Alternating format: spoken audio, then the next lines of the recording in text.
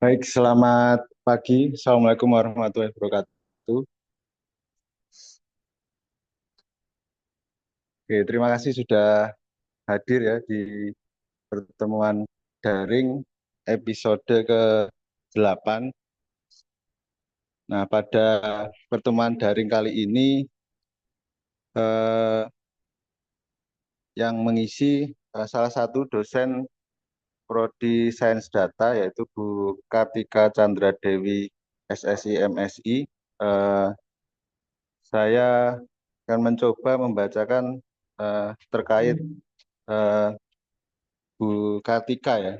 Bu Kartika atau Bu Chandra? Bu Tika, Bu Dewi, Tika. Oh, oke, Bu Kartika. Eh, Bu Kartika lahir di Cilacap tanggal 10 Desember tahun 1993. Beliau mengenyam pendidikan S1 di eh, Universitas Diponegoro di jurusan matematika, kemudian di S2 juga mengambil matematika di Universitas Indonesia. Nah, Bu Kartika ini memiliki beberapa riwayat penelitian, diantaranya monitoring dan manajemen sistem baterai motor listrik, kemudian ada analysis accuracy of random forest model for big data, a case study of claim severity prediction in car insurance. Saya rasa ini ya yang akan disampaikan ya Bu Kartika ya. Kemudian ada beberapa riwayat publikasi internasional, eh, di antaranya yang akan disampaikan ini terkait analisis accuracy and random forest model for big data. Kemudian ada ensemble learning for predicting mortality rates affected by air quality.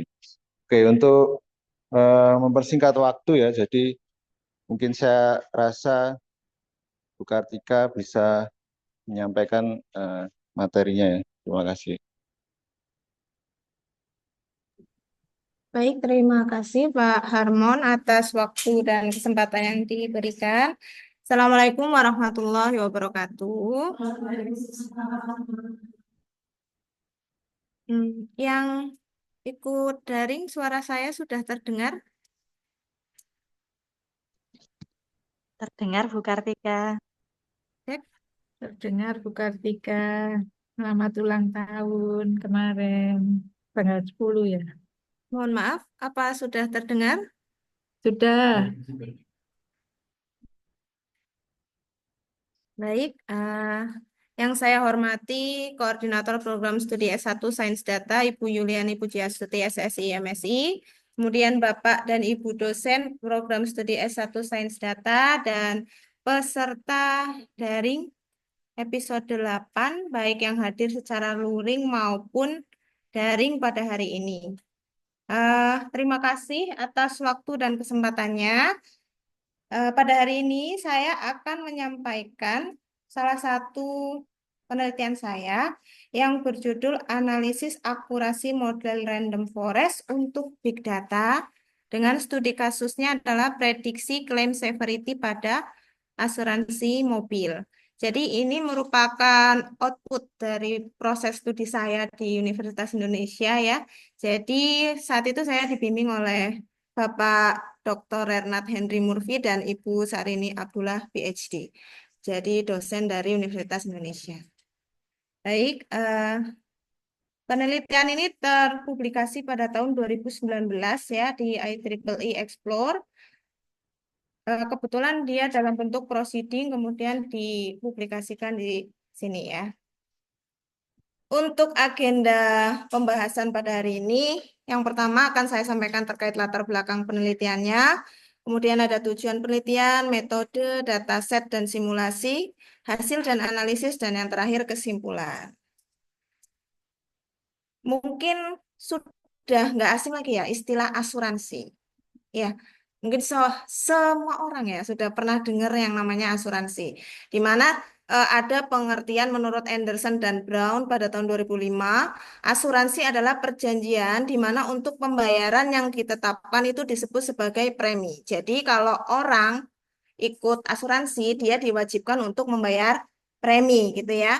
Pihak perusahaan asuransi setuju untuk membayar kepada pemegang polis. Jadi orang yang membuat asuransi itu namanya pemegang polis. Ya, pemegang polis ini wajib untuk membayar premi dalam jumlah tertentu gitu ya. Kemudian pemegang polis disebut juga sebagai penerima manfaat jumlah yang ditentukan, yaitu pembayaran klaim. Jadi klaim adalah uang yang dikeluarkan oleh perusahaan asuransi ketika terjadi suatu resiko nantinya, ya, atau manfaat pada saat terjadinya suatu kerugian atau resiko sesuai perjanjian tadi, ya. Kemudian asuransi sendiri dibagi menjadi dua jenis. Yang pertama ada asuransi jiwa, di mana pertanggungjawabannya itu objeknya adalah manusia, terkait nyawa manusia. Contohnya apa berarti? Misal ada orang meninggal, itu masuk ke asuransi jiwa. Selain itu, dia dikategorikan di asuransi non-jiwa. Contohnya ada properti, misalkan kendaraan bermotor, kesehatan, perjalanan, kebakaran, dan asuransi lain yang mungkin belum saya tuliskan di sini. Ya, jadi selain asuransi jiwa, dia masuk ke asuransi non-jiwa, gitu ya. Selanjutnya, karena studi kasusnya tadi merupakan asuransi mobil ya. Jadi sebenarnya asuransi mobil itu apa sih? Asuransi mobil ini melindungi kerugian finansial yang terjadi ketika adanya suatu risiko ya. Risikonya bisa kecelakaan atau risiko yang lain. Kemudian berdasarkan Omari dan kawan-kawan, bahwa beberapa tahun terakhir terjadi peningkatan minat pada industri asuransi non-jiwa, utamanya adalah asuransi mobil. Tuh.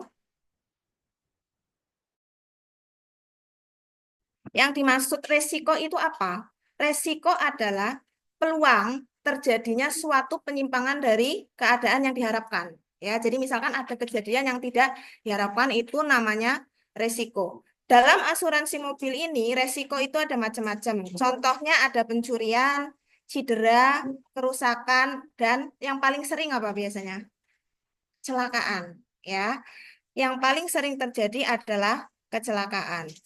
Kecelakaan itu apa? Apakah hanya tabrakan antara mobil dengan mobil saja? Enggak kan ya? Bisa jadi mobilnya menabrak pembatas jalan, kecelakaan tunggal, ya. Atau menabrak pejalan kaki. Atau kalau di luar negeri kan banyak hewan liar ya, lewat-lewat jalan. Misal kalau di Australia ada kanguru, rusa lewat. Nah, nabrak mobil kita, otomatis mobil kita rusak. Nah, di situ juga bisa tercover di asuransi mobil, gitu ya. Jadi, sangat penting bagi suatu perusahaan asuransi untuk dapat memprediksi, ya. Claim severity. Apa sih claim severity itu? Claim severity adalah besarnya dana atau amount of loss yang harus dikeluarkan untuk memperbaiki suatu kerusakan yang terjadi. Dalam hal ini bisa kendaraannya. Atau misal kalau misalkan nabrak orang berarti kan korbannya harus diobati. Nah, itu juga di-cover dalam asuransi mobil. Ya. Jadi sistemnya seperti itu sehingga sangat penting bagi perusahaan asuransi untuk memprediksi claim severity yang mungkin akan terjadi di waktu yang akan datang bagi seorang pemegang polis. Sehingga nanti pemegang polis ini bisa mengetahui berapa nilai premi sesuai tingkat resiko dan data historisnya. Gitu ya. Nah, untuk memprediksi claim severity ini, tentu perusahaan asuransi membutuhkan data historis dari calon pemegang polisnya. Di mana data historis ini tentu berukuran besar. Jadi volume datanya besar. Kenapa dia volume datanya besar? Karena banyaknya jumlah pengamatan. Jadi pemegang polis sebelumnya itu kan punya data riwayat dan lain-lain dan itu bisa menjadi pertimbangan dari perusahaan untuk menentukan klaim dari calon pemegang polisnya, gitu ya. Selain itu banyak variabel, variabel yang mungkin dicatat oleh perusahaan asuransi tersebut. Sehingga volume data yang besar ini masuk dalam karakteristik big data, ya. Jadi big data itu karakteristiknya banyak. Salah satunya adalah volumenya. Jadi kalau volumenya besar, dia masuk karakteristik big data. Sehingga untuk memprediksi claim severity dengan karakteristik big data ini perlu suatu metode yang tepat dan efisien. Salah satunya adalah dengan menggunakan machine learning, ya. Jadi pada penelitian ini saya gunakan salah satu model dari machine learning untuk melakukan prediksi claim severity dengan karakteristik datanya merupakan salah satu big data, yaitu volume datanya yang besar gitu ya. Secara umum dalam machine learning itu dibagi menjadi dua, ya. Yang pertama unsupervised, di mana datanya tidak disertai dengan target, ya. Contohnya clustering. Kemudian yang kedua ada supervised yang datanya disertai dengan target. Nah, kasus ini kan ada targetnya. Targetnya apa? Berapa claim severity-nya kan ya. Nah, makanya dia masuk ke supervised learning. Supervised learning dibagi lagi menjadi klasifikasi dan regresi. Klasifikasi kalau targetnya berupa kelas, ya, misalkan yes or no, 0, 1, atau multiclass, ya, dia masuknya ke klasifikasi. Kalau regresi berarti targetnya berupa bilangan continue atau real, ya, misalkan dalam dolar, ya, itu berarti masuk ke kasus regresi. Berarti claim severity masuk klasifikasi atau regresi? Ada yang tahu? Kalau claim severity berarti masuk klasifikasi atau regresi kasusnya. Ikut? Targetnya apa? Targetnya kan jumlah klaimnya kan. Kalau jumlah itu kelas atau bilangan kontinu berarti. Bilangan kan. Kalau bilangan berarti regresi. Ya, jadi nanti prediksi claim severity ini merupakan contoh kasus regresi pada supervised learning. Gitu ya. Nah, metode yang saya propose dalam penelitian ini adalah metode random forest yang dikenalkan oleh Leo Freeman pada tahun 2001, di mana metode ini punya model dasar. Model dasarnya adalah CART atau Classification and Regression Tree. Jadi base modelnya adalah pohon atau tree, ya. Nah, ini adalah ilustrasi untuk suatu tree sederhana aja ya. Jadi dimulai dari yang namanya simpul akar atau root node. Kemudian data akan dibagi menjadi dua, jadi binary tree ya dia, pohon biner. Di mana untuk simpul yang tidak mempunyai child, dia disebut sebagai leaf. Nah, leaf inilah yang memuat keputusan-keputusan dari suatu tree. Kuncinya dalam CART ini adalah proses yang namanya splitting atau pemisahan datanya. Mana data yang masuk ke simpul kiri, mana data yang masuk ke simpul kanan. Ya, itu adalah hal yang paling krusial di dalam tree nanti. Sehingga prediksinya nanti akurat atau tidak, itu Anda harus memilih fitur-fiturnya di proses splitting itu.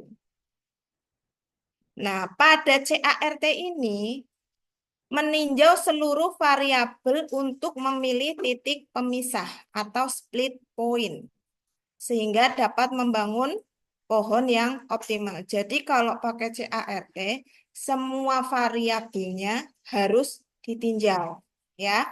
Sedangkan kalau misalkan datanya besar, otomatis ongkos komputasinya juga besar, ya. Bisa ongkosnya, bisa waktunya juga. Sehingga ada model pengembangannya yaitu random forest yang membangun beberapa tree dengan meninjau subset variabelnya. Jadi sebagian dari variabelnya saja yang dia training, gitu ya. Nah, berdasarkan deskripsi singkat tadi, maka kami menggunakan metode random forest untuk melakukan proses simulasi ini. Di mana dia meninjau subset variabel setiap tree.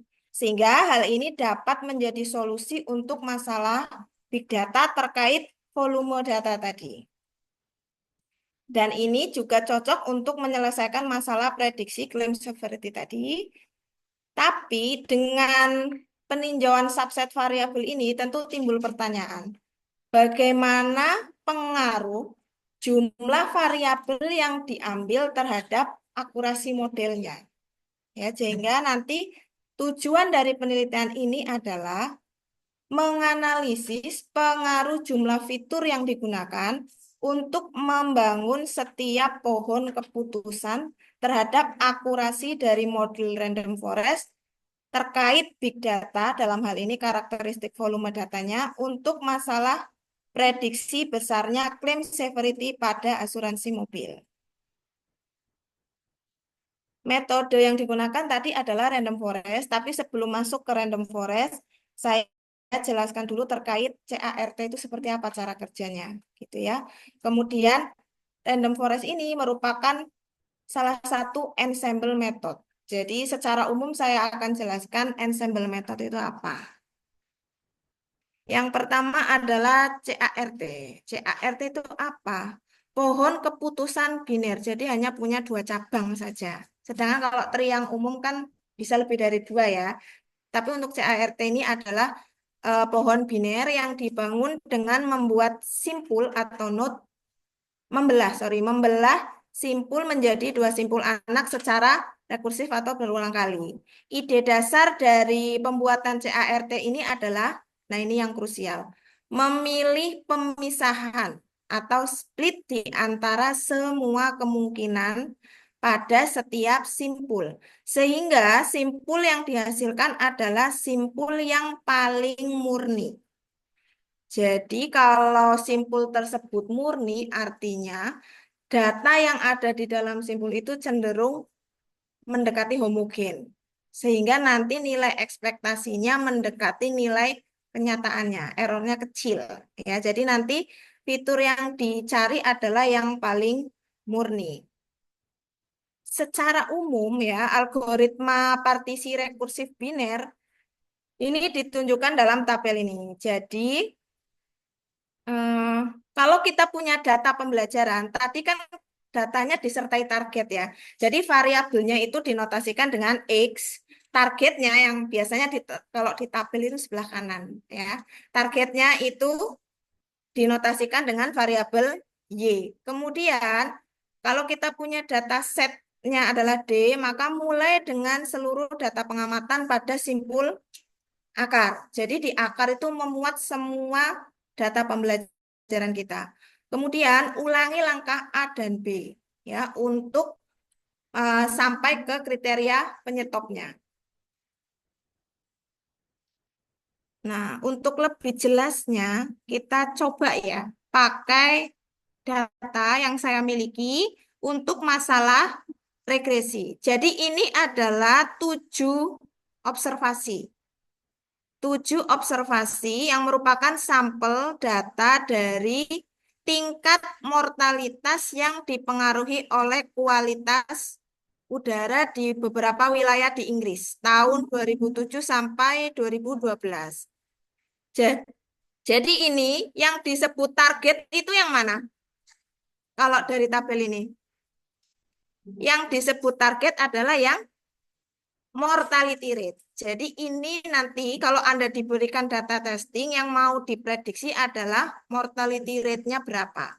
Terus yang disebut variabel atau fitur itu yang mana? Yang O3, PM10, ini namanya fitur-fiturnya ya atau variabel-variabel yang mempengaruhi mortality rate. Nah, 1, 2, 3 ini apa? Observasinya. Misalkan dia orang, berarti dia orang yang pertama, kedua, ketiga.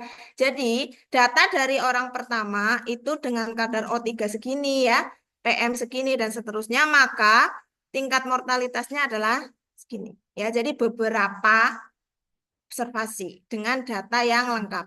Kalau ini kebetulan datanya lengkap semua ya. Bisa jadi ada yang kosong misalkan. Itu namanya nanti missing value masuknya ke preprocessing ya. Nah, dari tabel satu ini kita coba buat CART-nya. Kenapa ini masalah regresi? Tadi kenapa? Karena targetnya berupa nilai ya. Kalau targetnya berupa kelas, klasifikasi nanti. Nah, karena ini masalah regresi, jadi saya ambil contoh yang masalah regresi. Berdasarkan algoritma tadi, datanya itu kita notasikan sebagai D ya. Kemudian Q adalah himpunan data pada simpul V, kemudian theta adalah kandidat pemisah biner yang memuat fitur L dan nilai ambang batas atau threshold ya, TV.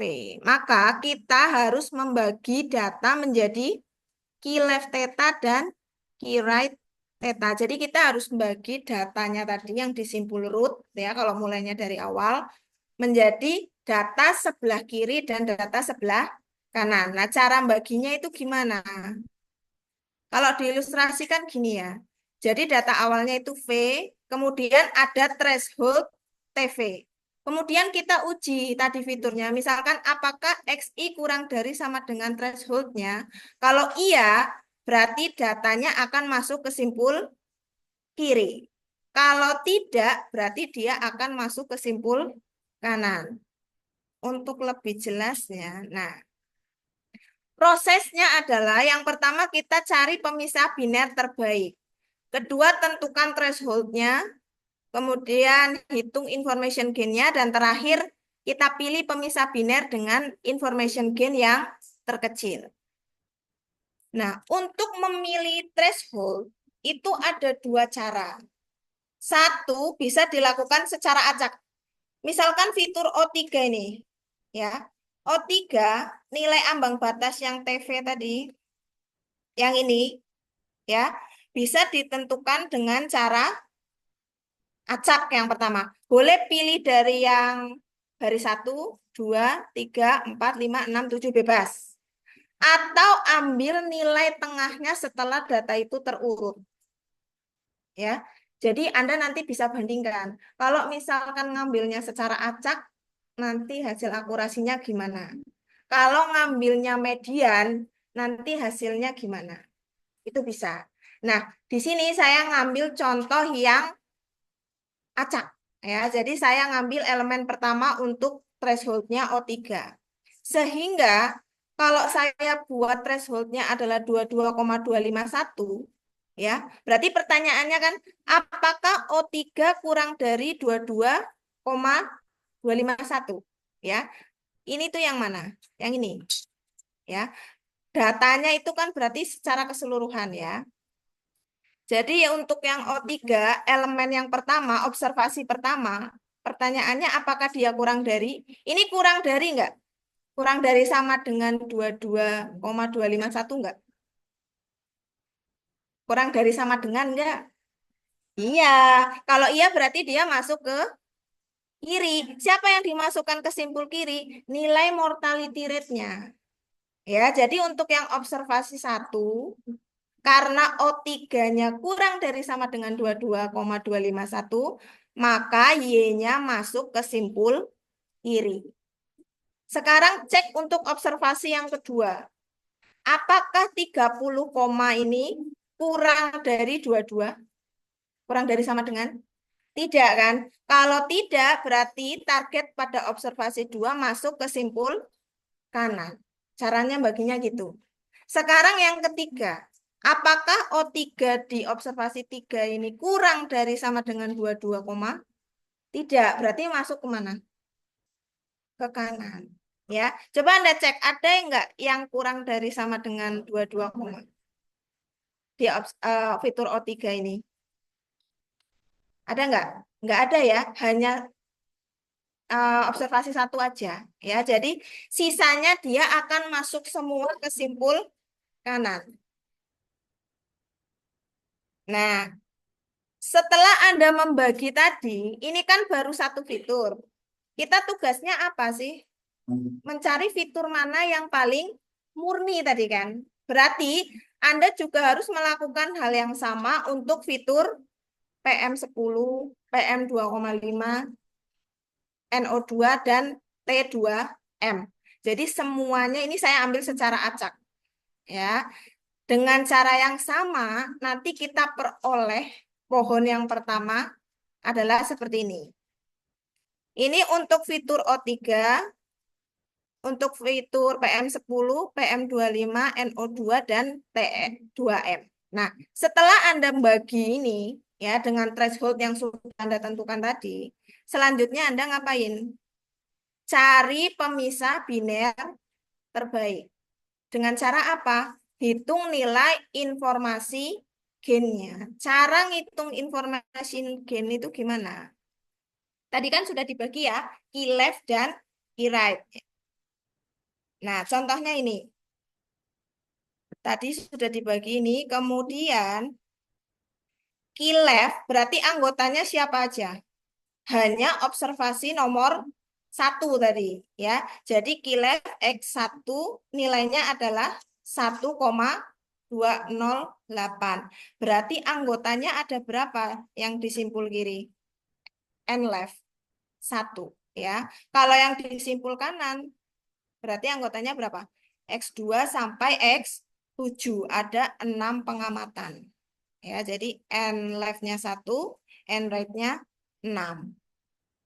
Nah, untuk menghitung kemurniannya, dia menggunakan impurity. Impurity berarti lawannya purity. Ya enggak? Impurity adalah ketidakmurnian dari suatu fitur. Sedangkan fitur yang mau kita pilih itu yang murni atau yang enggak murni tadi? Yang murni. Berarti impurity-nya harus yang kecil atau yang besar? Impurity apa? Ketidakmurnian. Berarti impurity-nya harus yang kecil atau yang besar? Yang kecil. Iya kan? Karena mau ngambil yang paling murni tadi. Berarti ketidakmurniannya kan harus ditekan. Ya, harus diperkecil. Sehingga untuk menghitung fungsi impurity ini Anda bisa pakai yang namanya MSE. Pasti udah nggak asing ya. Pakai mean square error. Dengan cara sama ya, ini Anda persamaan 1 dan persamaan 2 saya rasa saya nggak perlu jelaskan ya. Sudah tahu cara menghitungnya bagaimana. Nah, sekarang kita hitung impurity untuk fitur O3. Caranya gimana? Tadi pakai persamaan 1 dan 2 ya. Berarti kan 1 per jumlah elemen di left berapa? 1 ya. Kemudian karena ini elemennya hanya 1, berarti kan dirinya sendiri, rata-ratanya berapa? Ya dirinya sendiri juga kan, karena dia cuma 1 ya. Jadi nilainya berapa ini? 0 ya. Untuk impurity di simpul kiri dia 0. Untuk yang di simpul kanan berarti 1 per berapa elemennya? 6. Tinggal yang di dalam kurung ini Anda hitung nanti. Ya, hasilnya adalah 0,0063. Untuk menghitung information gain-nya, Anda gunakan persamaan 3. Caranya apa? N left per NV dikali impurity sebelah kiri ya, ditambah N right per NV dikali impurity sebelah kanan. Jadi kalau untuk O3 yang sudah kita hitung tadi ya, N left-nya berapa tadi? 1. NV itu jumlah total pengamatannya. Total pengamatannya ada berapa tadi? 7 kan? Nomor 1 sampai nomor 7. Jadi 1/7 kali H. Fungsi impurity tadi yang left dapat berapa? 0 kan? Ditambah N right-nya ada 6 per totalnya ada 7 dikali H yang tadi adalah 0,063. Hasilnya adalah 0,0054. Nah, jadi ini baru untuk yang fitur O3 saja. Berarti Anda harus nyari siapa lagi? Yang 4 lagi ya, mulai dari apa tadi? Lupa saya. Apa aja tadi? fitur-fiturnya pokoknya ada 5 ya tadi ya. Ada 5 itu Anda alurnya sama seperti O3 ini. Ya, harus Anda cari satu persatu information gain-nya. Jadi mulai dari apa tadi? Tentukan threshold-nya. Setelah itu apa? Bagi sesuai threshold-nya ke kiri dan ke kanan. Setelah itu hitung impurity-nya. Pakai apa? MSE. Ya. Setelah dapat impurity, hitung information gain-nya. Itu dilakukan sebanyak jumlah fitur yang ada di dalam data tersebut. Ya. Jadi kalau ini manual kira-kira gimana? Sulit nggak? Sulit, apalagi untuk yang big data tadi. Ya, makanya kita dibantu dengan adanya model dari machine learning ini. Setelah Anda dapat satu fitur itu, lakukan untuk semua fitur tadi ya. Sehingga langkah selanjutnya adalah memilih kandidat pemisah biner yang optimal. Yang optimal berarti yang dipilih yang impurity-nya besar atau yang kecil tadi? Yang kecil. Jadi yang meminimumkan information gain. Karena information gain itu tadi mengandung impurity. Jadi impurity-nya harus yang paling minimum. Itulah yang nanti akan Anda pilih ya sebagai fitur untuk pemisahnya. Setelah dilakukan perhitungan, tadi yang O3 kan information gain-nya ketemu 0,0054 ya. Dan seterusnya sampai 5 fitur ini. Berarti ini mana yang dipilih? Siapa yang dipilih? Yang paling minimum. Siapa? PM? PM10. Ya, karena dia yang paling minimum atau terkecil ya. Sehingga nanti fitur PM10 ini kita jadikan sebagai root-nya atau sebagai akarnya. Ya, setelah itu kan nanti berarti dibagi sesuai gambar yang PM10, bukan yang O3 lagi. Ya, karena yang dipilih adalah yang PM10. Itu. Selanjutnya berarti kan ini ya yang kita pakai. PM10 pembagiannya adalah yang kiri ada 5 observasi, yang kanan ada 2 observasi. Jadi root-nya adalah dengan threshold-nya ini yang dipilih secara acak tadi saya milih. Ya. Selanjutnya lakukan langkah yang sama untuk data pada simpul sebelah kiri dan simpul sebelah kanan. Ini kan datanya masih ada banyak. Ini juga dilakukan lagi, splitting lagi. Sebanyak fiturnya lagi. Tapi kan datanya sudah berkurang karena sudah ada yang ke kanan, sudah ada yang ke kiri. Nah, kalau kriteria penyetopnya belum terpenuhi, dia akan melakukan proses itu terus-menerus. Kriteria penyetopnya salah satunya apa sih? Salah satunya adalah ketika jumlah pengamatan pada simpulnya sama dengan 2. Berarti ini yang kanan perlu di-split lagi nggak? Perlu nggak kalau kriteria yang saya ambil ini? NV kan jumlah pengamatan. Ya, kalau saya buat kriteria penyetopnya adalah NV sama dengan 2, berarti simpul yang kanan ini perlu saya splitting lagi enggak? Enggak, karena sudah memenuhi kriteria penyetop. Kalau yang kiri, perlu. Ya, jadi dia akan membagi lagi fitur yang sebelah kiri datanya nanti. Gitu ya. Jadi itu dilakukan secara terus-menerus.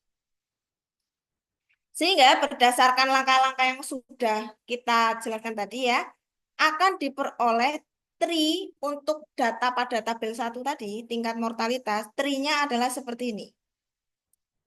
Ya, jadi tree-nya adalah simpulnya adalah PM10 dilanjutkan dengan ini kan sudah nggak dibagi dia kan? Ya, karena dia kriteria penyetopnya sudah terpenuhi. Jadi yang belum saja yang akan dia split. Ini sudah satu kan? Memenuhi berarti nggak perlu. Selanjutnya akan jalan ke sini. Lalu bagaimana kalau kita diberi data testing? Cara bacanya gimana di si model itu? Kalau saya punya data testing ini, tabel 2. Dia ada nilai fitur-fiturnya ya tadi. O3-nya segini, dan seterusnya sampai T2M-nya segini. Berapa sih mortality rate-nya? Kan itu pertanyaannya. Ya, bagaimana caranya si model itu belajar. Nah, untuk mendapatkan hasil mortality rate-nya, Anda bisa gunakan persamaan 4 yang kalau secara visual ya. Ini data dari tabel 1 yang ini, yang mau Anda prediksi. Kan berarti data ini akan dijalankan dalam tree yang ini. Pertanyaan yang pertama, untuk fitur PM10, apakah dia kurang dari sama dengan 15 koma? Yang ini, PM10, apakah dia kurang dari sama dengan 15,6? Ini. Iya apa enggak? Iya, kalau iya berarti nanti data pembelajarannya masuk ke fitur sebelah kiri. Iya kan? Kan gitu aja. Sekarang T2M-nya. T2M-nya ini kurang dari sama dengan 276 enggak? T2M yang ini. Kurang dari enggak? Enggak, berarti dia masuk ke kanan. Ya. Sekarang yang ini, T2M kurang dari 278 enggak? Yang ini. Kurang dari enggak? Enggak, berarti dia masuk ke kanan lagi. Nah, sekarang yang ini, PM 2,5 kurang dari 4, enggak? PM 2,5. Iya, berarti masuk ke kiri. Sudah, berarti nanti prediksinya adalah ada di simpul yang paling bawah sebelah kiri. Nah, tapi ini ada berapa pengamatan di sini? 2. Perlu dibagi lagi enggak kalau kriterianya N sama dengan 2? Enggak kan? Kalau ada 2 gini berarti nilainya gimana kira-kira? Kalau 1 kan jelas ya. Jawabannya ini. Kalau ada 2 berarti gimana? Cari, cari apa? Rata-ratanya. Ya, berarti rata-ratanya berapa? Kan cara menghitung rata-rata pasti bisa ya. Ya, masa sains data nggak bisa. Ya. Berarti gimana? 1 per jumlah pengamatannya ada 2 kan? Tinggal dijumlahkan nilainya berapa sehingga nanti nilai prediksi dari tabel 1 ini mortality rate-nya adalah 1,3645. Gitu aja. Ya, jadi ini contoh untuk membuat tree dalam model regresi menggunakan CART tadi. Kalau ada pertanyaan nanti ya. Oke, kita masuk ke konsep yang namanya ensemble method. Jadi itu CART tadi adalah model dasar yang akan digunakan random forest. Dan random forest ini merupakan metode ensemble. Metode ensemble itu apa? Metode yang mengombinasikan beberapa metode pembelajaran yang disebut sebagai pembelajaran dasar atau base learner. Ya, jadi base learner-nya random forest adalah CART tadi. Ya. Kemudian, kenapa sih ada metode ensemble ya? Jadi dia mampu meningkatkan pembelajaran yang lemah atau weak learners kalau misalkan hasilnya jelek gitu ya, menjadi pembelajaran yang kuat atau strong learner sehingga dapat membuat prediksi yang lebih baik atau lebih akurat. Nah, pendekatan utamanya itu ada 2. Satu namanya bagging. Satu lagi namanya boosting. Kalau bagging itu ciri-cirinya apa? Dia membangun beberapa model dasar secara independen. Jadi nggak ada hubungannya model yang ini dengan yang selanjutnya itu nggak ada hubungannya. Maksudnya mereka nggak saling mempengaruhi.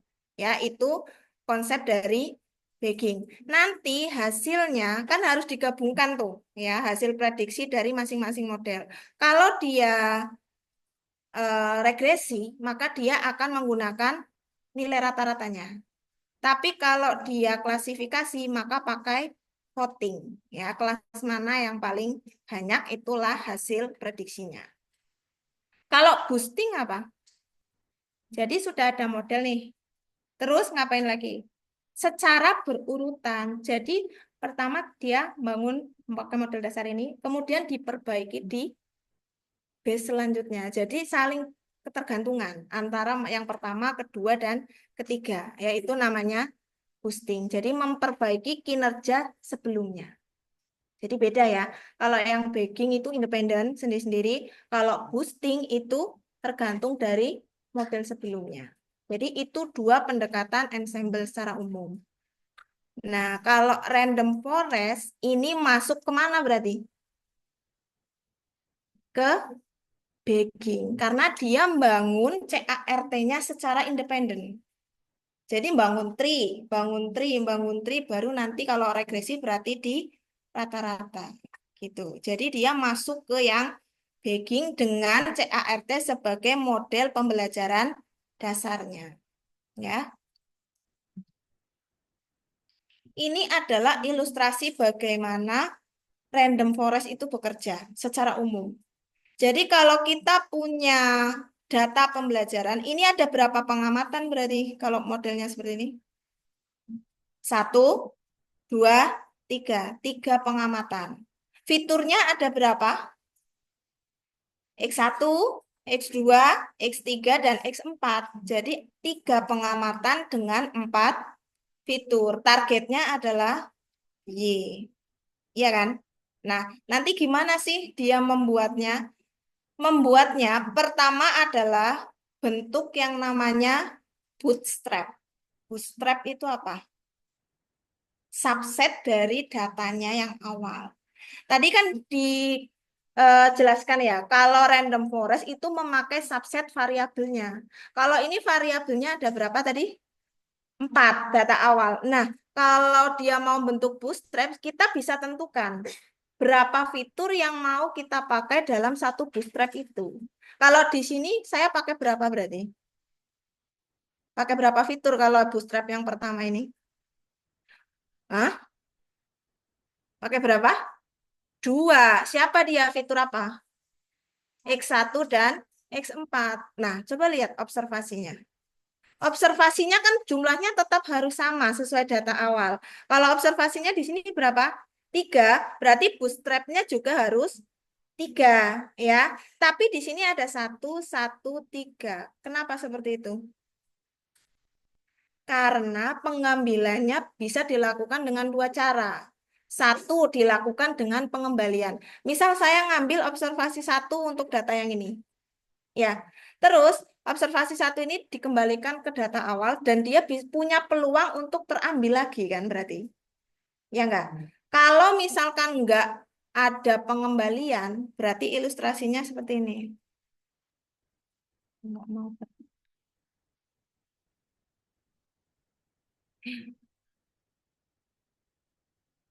Bentar. Oh, nah, ini ilustrasi pembentukan bootstrap dengan pengembalian. Jadi misalkan observasinya tadi 3, fiturnya ada 4, targetnya juga pasti ada 3 ya. Kemudian kalau saya mau, ini berarti jumlahnya ada 3 bootstrap. Jadi nanti hasilnya ada berapa pohon kalau saya ngambil 3 bootstrap seperti ini?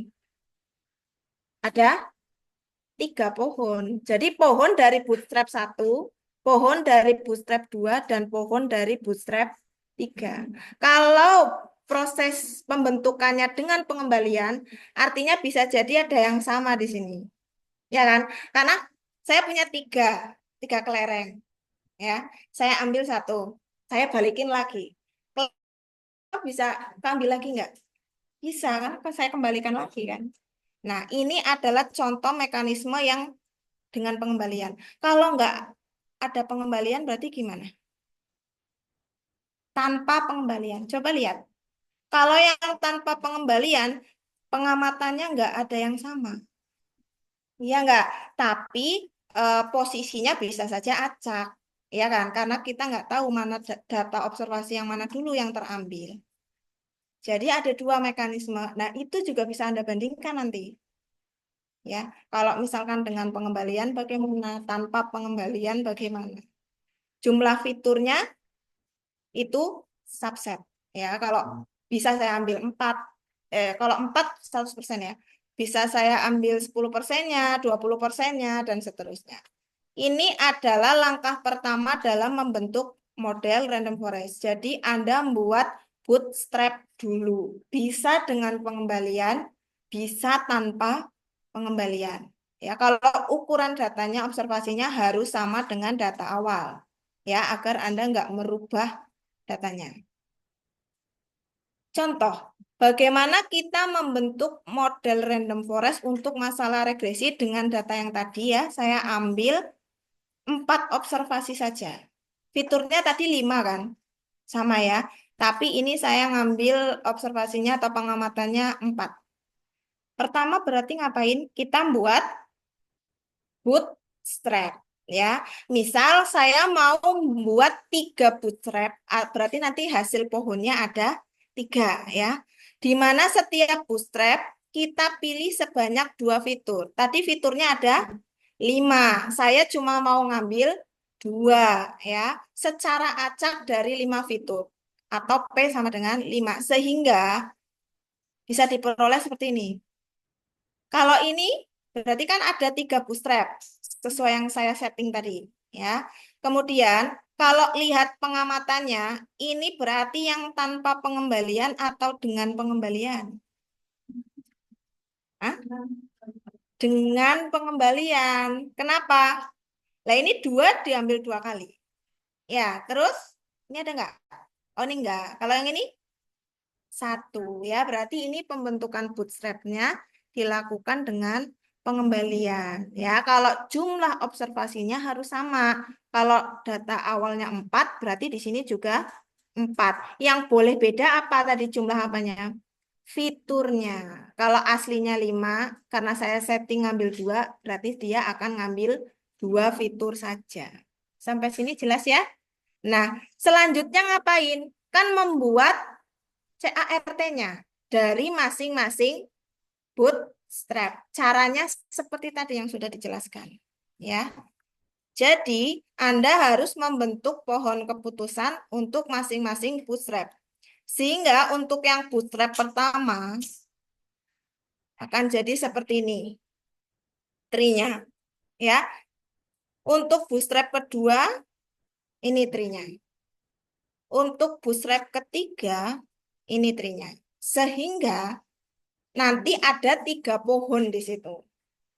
Kalau misal kita diberikan data testing, gimana cara dia kerja? Ya kan?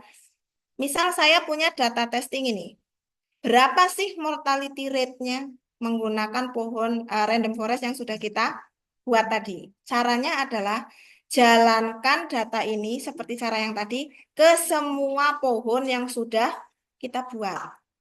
Nah, berarti untuk bootstrap 1, pohon 1, dia akan dapat nilai, ini kan, pohon 1 PM10 kurang dari sama dengan 13, PM10 mana? Kurang dari sama dengan enggak? Iya, ke kiri. Gitu ya tadi ya. Terus T2M-nya kurang dari 280 enggak? Tidak, kan lebih dia. Ya, berarti dia ke kanan. Sehingga nanti nilai prediksinya adalah 1,387. Itu. Sama untuk bootstrap kedua dan ketiga. Nah, hasilnya kan ada 3. Ya, karena kita punya 3 pohon. Berarti tadi diapakan? Di rata-rata. Jadi prediksi dari pohon 1 ditambah prediksi dari pohon 2 tambah prediksi pohon 3 dikali jumlah elemennya. Gitu ya. Jadi nanti prediksi dari tabel 4 tadi hasilnya adalah mortality rate-nya sebesar 1,387. Gitu ya. Ini contoh random forest untuk regresi. Nah, kembali lagi ke dataset yang saya gunakan. Tadi yang asuransi mobil. Ya. Jadi saya pakai data asuransi mobil dari perusahaan di Amerika, namanya Allstate. Nah, ini saya dapat datanya terdiri dari ke bawahnya, pengamatannya adalah 188.000 sekian. Ya. Kemudian ke kanannya, fiturnya ada 116 variabel yang kategorik bisa A, B, C, dan lain-lain ya. Kemudian yang kontinu, yang nilainya angka, itu adalah 14 variabel. Ya, jadi kalau di tabelnya seperti ini dia bentuknya. Nah, jadi di fiturnya, di data aslinya, itu tidak disebutkan kolom 1 ini fitur apa? Hanya disebutkan kategori 1, cat 1, gitu ya. Kategori 2 sampai 116. Dan nggak ada missing value di situ. Jadi kan saya nggak tahu itu fitur apa sih sebenarnya. Jadi di-hide oleh mereka data aslinya.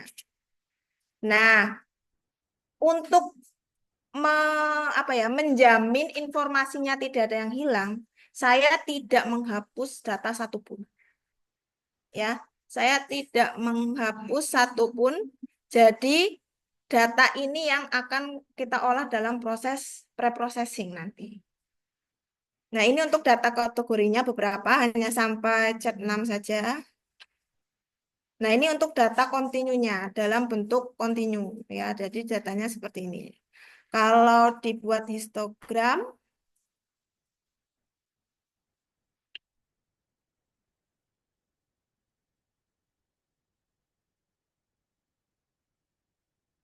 bentar, dia nggak mau jalan.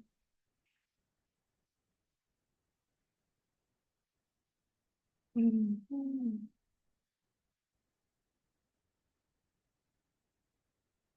Nah, ini kalau dibuat histogram beberapa datanya ya. Untuk kategori 1 sampai 72 dia hanya punya 2 label, A dan B. Terus untuk kategori 73 sampai 108 dia punya lebih dari 1 label. Tapi beda-beda jumlahnya. Ya. Kemudian kalau yang 109 sampai 116 itu sangat banyak. Jadi ada kombinasi A, B, A, C, dan lain-lain. Sampai nggak kelihatan ini di histogram label datanya. Ya.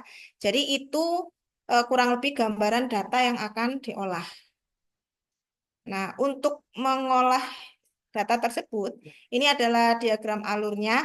Ini tidak perlu saya jelaskan ya.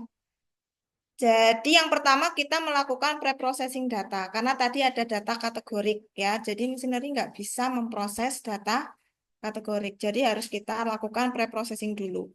Jadi untuk data kategoriknya, karena saya nggak mau mengisi data itu dengan suatu nilai, ya karena kita nggak tahu itu maksudnya apa.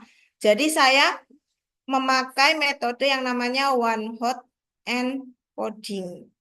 Jadi sekitar 89% datanya itu kategorik. Untuk one hot encoding ini ilustrasinya gini. Jadi kalau misalkan ada satu kolom, kolom hari. Ada hari Senin sampai Minggu. Kalau di one hot encoding, yang tadinya baris akan berubah menjadi kolom. Jadi yang tadinya satu kolom akan berubah menjadi 7 kolom. Cara ngisinya gimana? Senin. Senin kan ada di baris 1.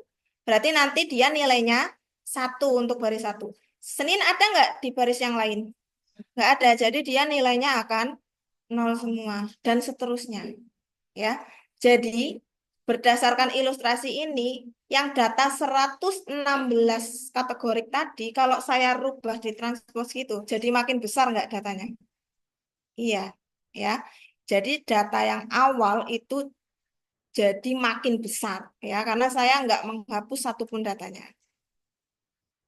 Nah, setelah melakukan preprocessing tadi, kita lakukan learning menggunakan random forest, kemudian evaluasinya menggunakan explain variance. Jadi 1 dikurangi variance dari Y min Y topi per variance Y. Dengan skor terbaiknya adalah 1. Jadi semakin mendekati 1, artinya akurasi modelnya semakin baik, gitu ya.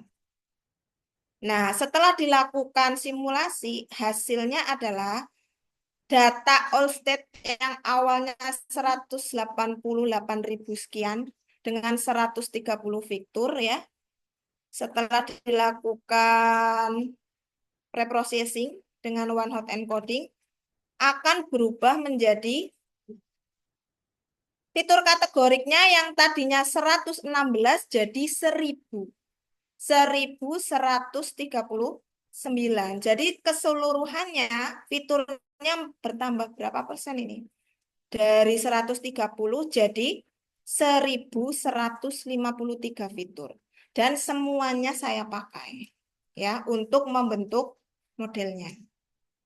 Nah, setelah dilakukan proses training dan testing, ini adalah hasil grafik nilai explain variance dari model tersebut. Jadi saya menggunakan beberapa kasus ya. Yang pertama saya pakai modelnya itu fiturnya hanya 10% dari data awal. 10% itu sekitar 116 fitur dari 1000 sekian fitur. Ya. Dia akurasinya di angka 0,93. Terus saya naikkan lagi ke 20%, dia tentu naik ya. Karena fiturnya informasinya semakin banyak. Dia naik ke 0,97 dan seterusnya sampai saya gunakan 100% fitur. Jadi hanya kombinasi-kombinasi. Paling tinggi pasti ya yang 100 ya, yang informasinya lengkap. Dia yang 100% ini mencapai akurasi 0,99. Nah, tapi dari grafik ini kita bisa lihat yang terendah itu ada di fitur yang paling kecil ya, karena informasinya paling kecil di situ. Kemudian nilai terbesarnya kan di 0,99. Ternyata pergerakan explain variance menuju ke 0,99 ini dimulai dari ketika fiturnya di angka 33,33%. Jadi ketika fiturnya saya gunakan sebesar sepertiga dari fitur asalnya, sepertiga kan 33,33% ya. Dia akan menghasilkan explain variance sebesar 0,99. Jadi hampir mendekati dengan menggunakan yang 100%. Itu dimulainya dari sepertiga. Ya.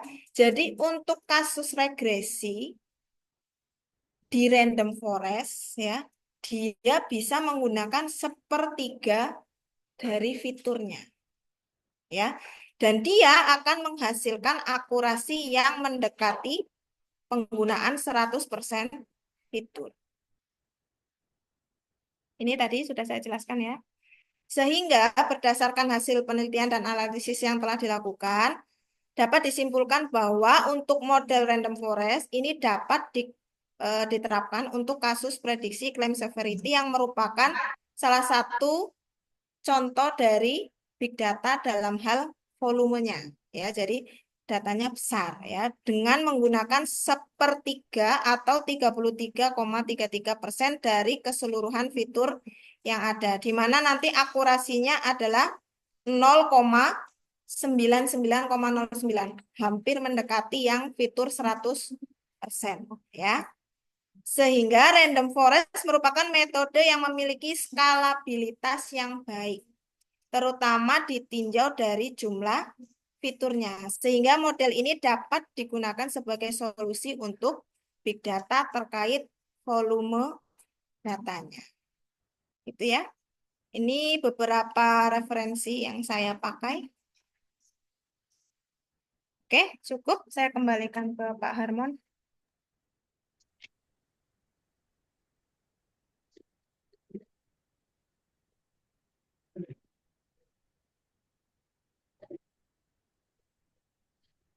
Baik, terima kasih Bu Kartika atas paparannya yang sangat menarik ya.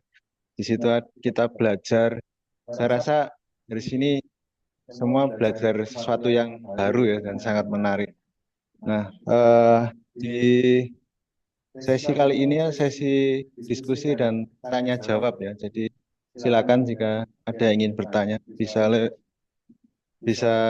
untuk yang di kelas bisa resen, yang di daring di Zoom bisa resen atau chat ya. Silakan untuk yang di kelas.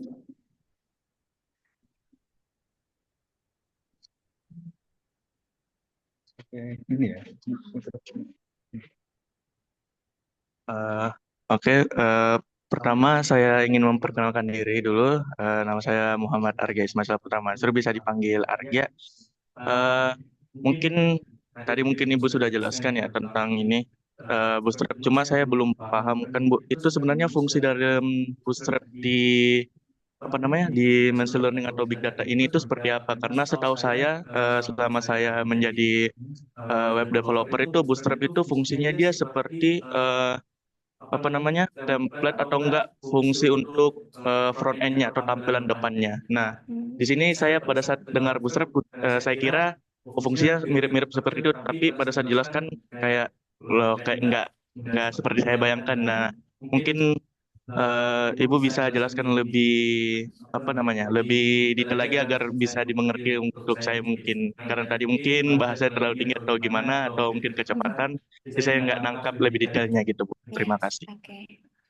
Langsung jawab aja, Pak. Boleh? Biar saya nggak lupa. Oke, terima kasih. Sebenarnya itu mungkin dari segi terminologi aja ya. Jadi kalau untuk penggunaan istilah bootstrap di random forest, itu artinya kita membuat sub sampelnya. Gitu. Mungkin beda dengan apa yang Anda pahami karena hanya terkait terminologinya aja. Tapi kalau dari bootstrap yang saya jelaskan tadi, Anda paham nggak? Pembuatan bootstrap di random forest. Agak sedikit. Tapi nangkep nggak? Dikit-dikit ya. Intinya dia ngapain kan? Dia membuat sampel data dengan ukuran ke bawahnya harus sama dengan yang data awalnya. Yang beda adalah fiturnya yang ke kanan. Hanya itu aja sebenarnya. Dan itu di random forest dinamakan sebagai bootstrap. Itu terminologi dalam konteks random forest-nya. Itu aja. Makanya mungkin beda ya, karena terminologi di bidang Anda artinya itu, gitu aja. Jadi satu kata maknanya bisa lain-lain, tergantung konteksnya. Ya, oke, sudah.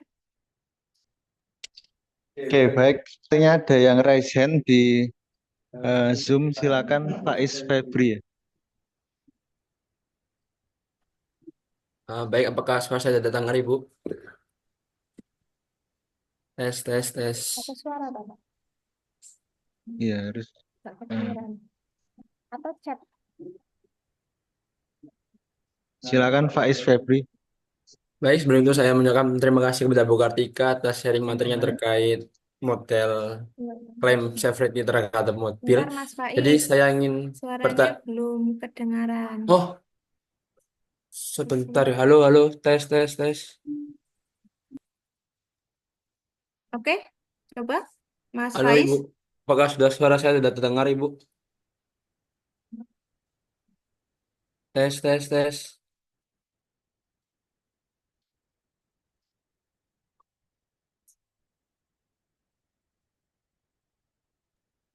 Mohon maaf, Faiz Febri mungkin eh, atau ditulis di kolom chat saja ya. Nanti bisa saya coba bacakan nanti.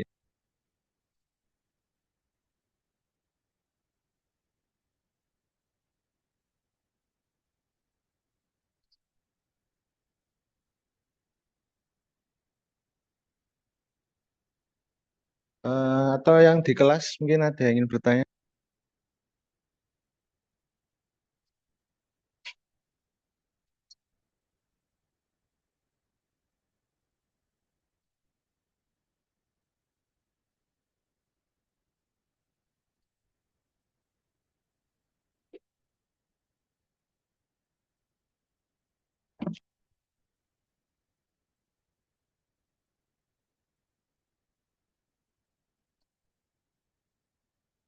Oh iya, ini sudah dituliskan di kolom chat ya.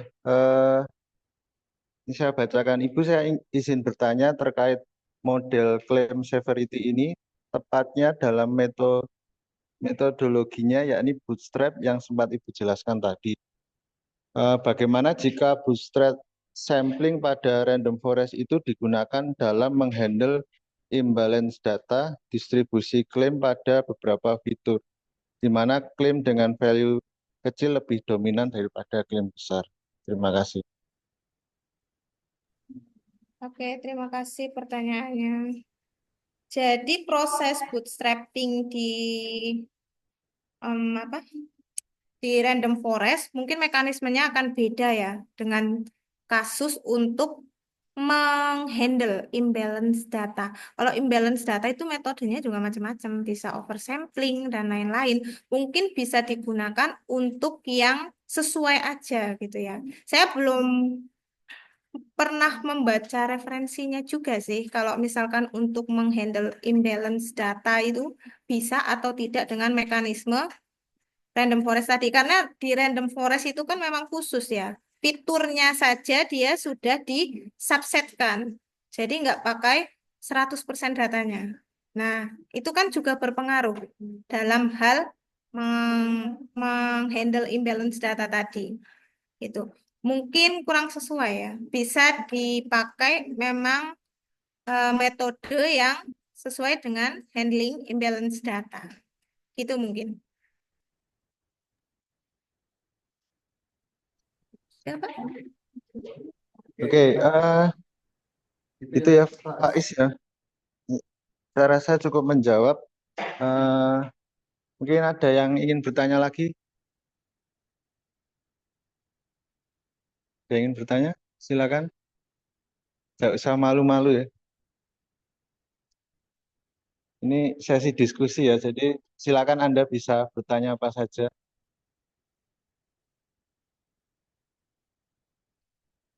Ada yang ingin bertanya? Ya, silakan Mbak Ike, Bu Ike.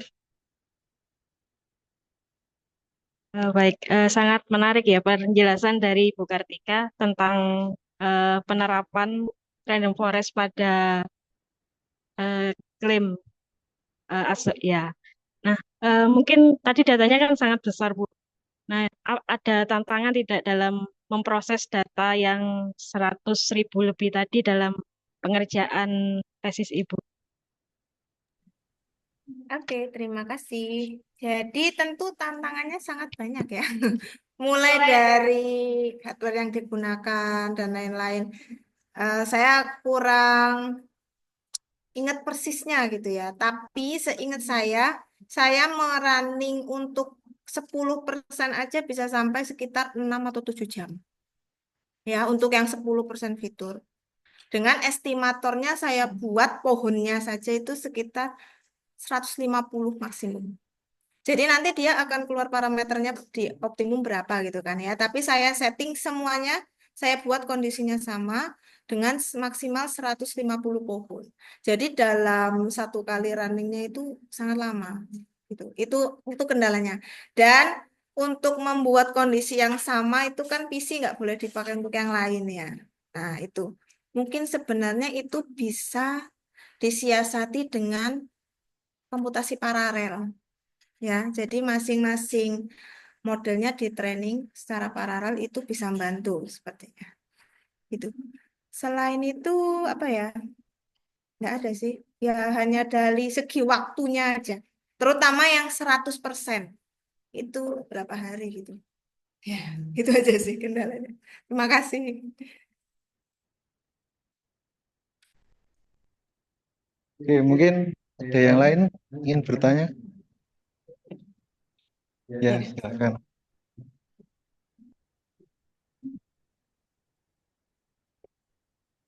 Perkenalkan, nama saya Meisya Nata Safira.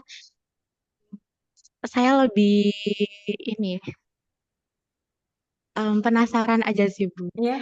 Mana awal ide kepikirannya gitu. Kayak bikin metode ini kan big data kan besar banget ya. Jadi kayak untuk memperkecil itu semua kan juga butuh proses yang lama gitu. Kok bisa kepikiran punya metode random forest ini gimana sih? Oke. Terima kasih. Sebenarnya sebelumnya Random Forest bukan saya yang punya ya. Saya hanya pakai aja gitu ya. Jadi pertama adalah karena waktu itu saya masuk jadi waktu S2 itu ada peminatannya ya, ada yang aljabar, bioinformatik, dan saya masuk ke yang machine learning. Nah, jadi kan saya belajar kan metode-metode machine learning itu seperti apa. Nah, di situ yang lagi in waktu itu adalah isu tentang big data itu. Iya kan? Nah, big data ini gimana sih? Kan heboh lah waktu itu ya. Waktu saya kuliah itu lagi booming-boomingnya si big data itu. Nah, ketika saya belajar, saya apa ya dapat insight gitu ya. Dan juga kan waktu itu dibimbing juga ya oleh pembimbing tesis waktu itu ya. Itu gimana kalau memadukan menyelesaikan big data ini dengan random forest tadi? Karena random forest kan hanya mengambil subset fiturnya, ya. Dan kebetulan saya dapat data yang fiturnya sangat banyak tadi. Jadi menurut saya itu cocok gitu aja. Mungkin cukup ya. Ada lagi?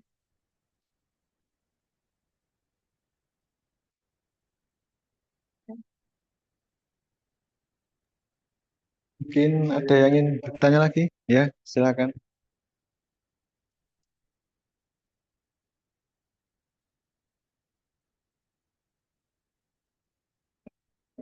Bu Kartika mau tanya, tadi kan bahas information gain ya. Nah, buat di klasifikasi sama regresi itu apa beda metodenya apa sama ya? Buat information gain.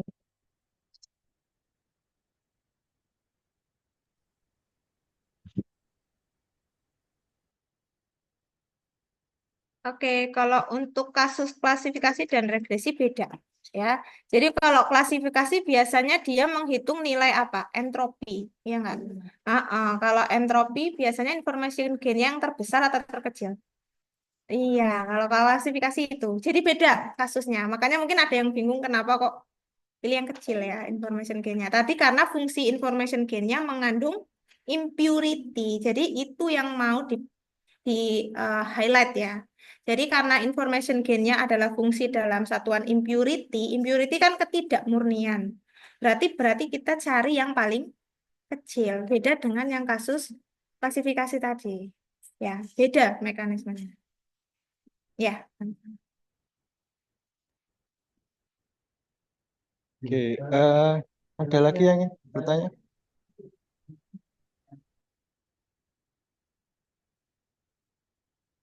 Oke, kalau tidak ada, untuk acara daring episode 8 ini kami cukupkan ya.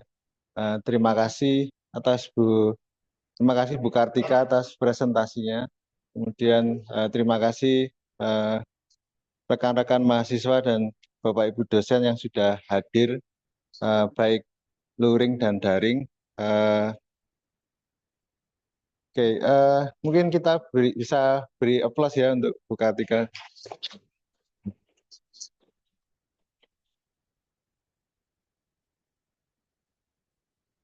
Oke, saya rasa ini daring terakhir di semester ini ya. Sampai jumpa mungkin di daring di semester berikutnya.